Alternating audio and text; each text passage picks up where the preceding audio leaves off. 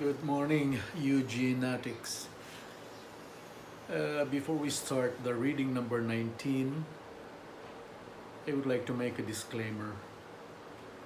In this narration, no names are mentioned, only incidents that happened to me. No harm intended. Okay, Eugenetics, let's go to reading number 19. I would have to read fast because this chapter is long. Okay, let's start.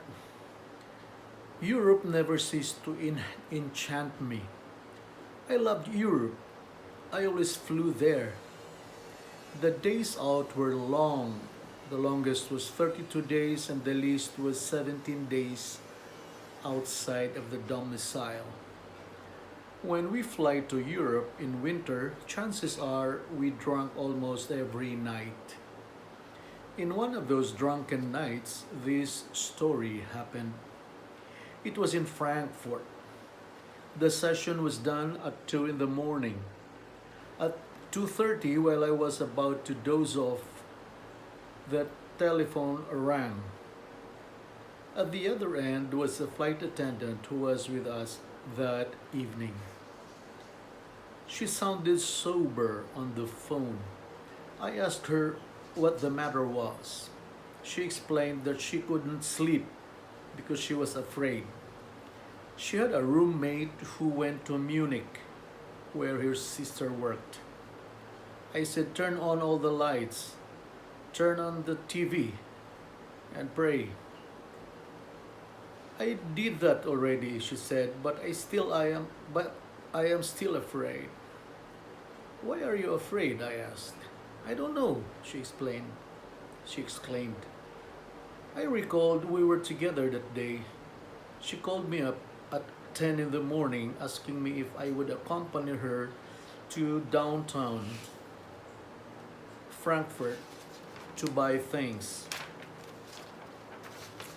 I told her I had nothing to do. Why not?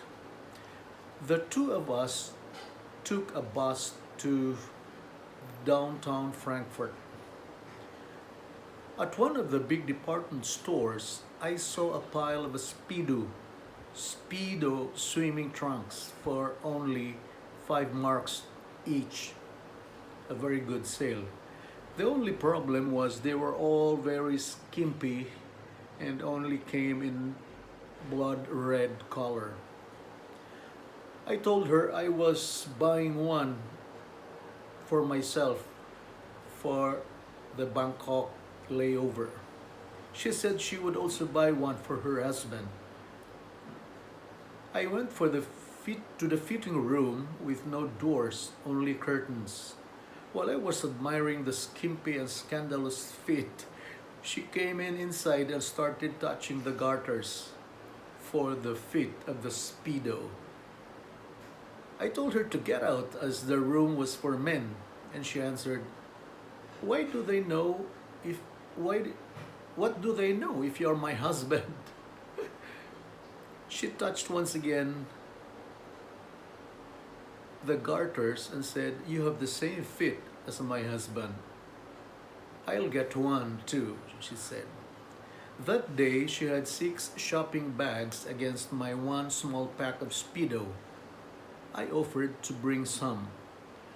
Back at the hotel, I told her to go straight to her room at the end of the corridor, and I will follow with the bags. When I opened my room, which was just beside the elevator, she followed inside. I told her again to go to her room and I will follow with the bags. She insisted to stay and combed her hair in front of the mirror.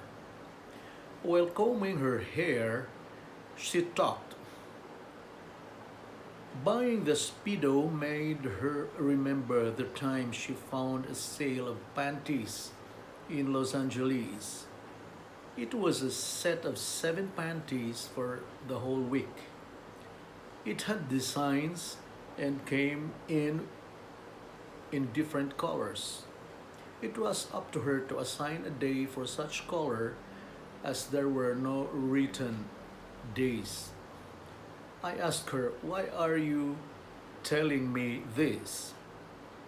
Because I am not sure the designs have class.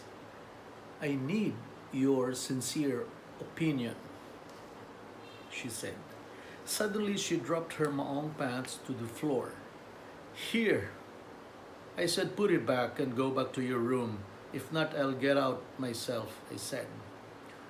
Corny, she said as she raised her pants back. I'll join you. I'll join the session tonight, she left, and then she left. The session was successful. Everybody enjoyed what was expected as another frigid, boring German winter night. Then my telephone rang and she was afraid and she couldn't sleep. Please, can you accompany me here in my room? I'm really afraid.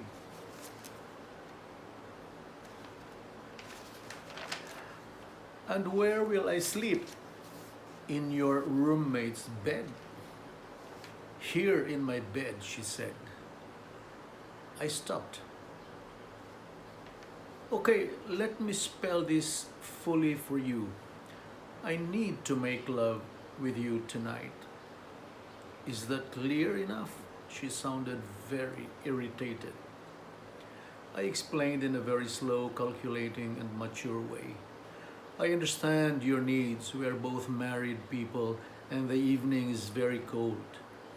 The alcohol in our system dictates to us a very habitual pleasure and privilege of married people.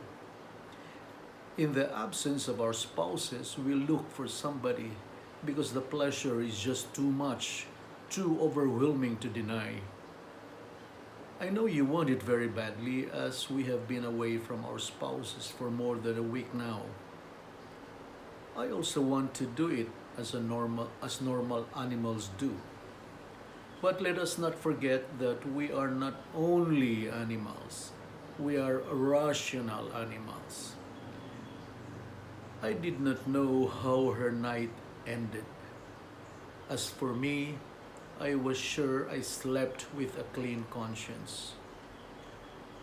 After that, she would never bother talk to me again while we were in Europe.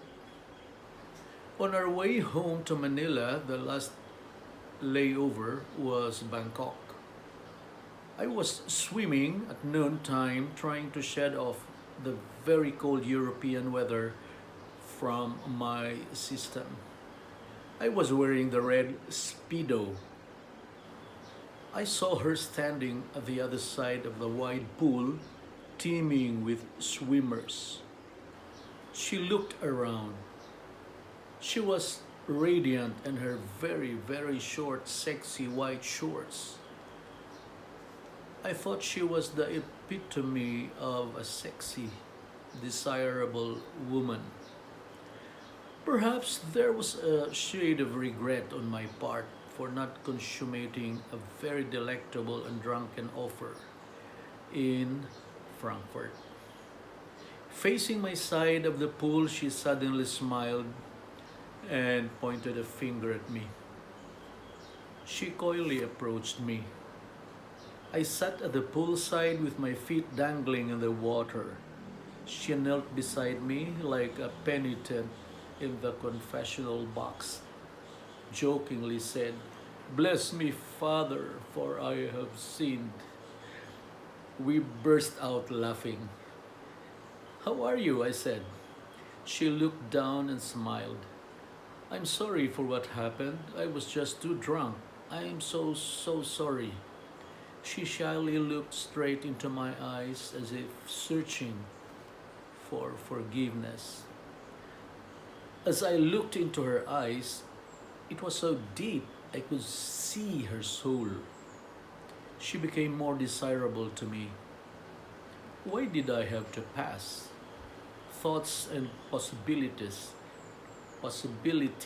played in my mind then. Then she suddenly laughed, looking at my red, tight, skimpy Speedo. She played jokingly with the garter. I said half-wittingly, "Stop it, It all started with that garter, remember? We hysterically laughed, and she left me with a